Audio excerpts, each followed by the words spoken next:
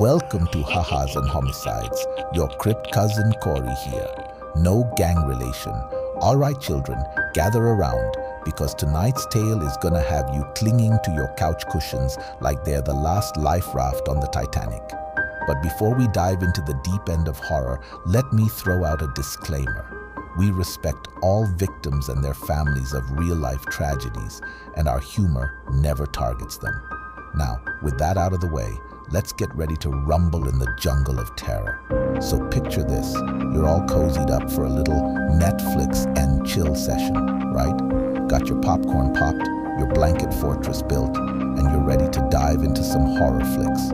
But little did you know, tonight's feature presentation ain't gonna be on the screen. It's gonna be happening right in your living room. Our protagonist, let's call him Chad, because doesn't every horror story need a Chad?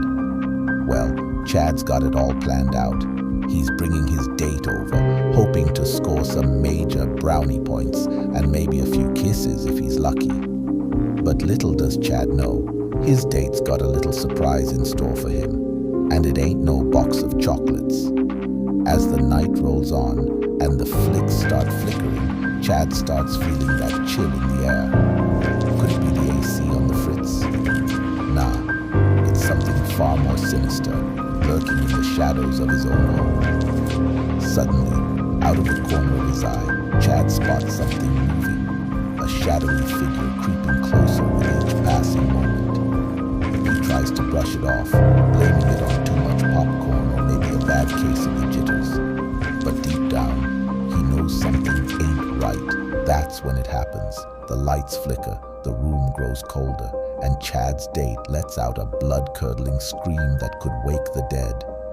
Chad's heart's pounding like a jackhammer as he scrambles for the remote, trying to bring some light back into the darkness. But it's too late. The creature lurking in the shadows reveals itself, a monstrous being straight out of Chad's worst nightmares.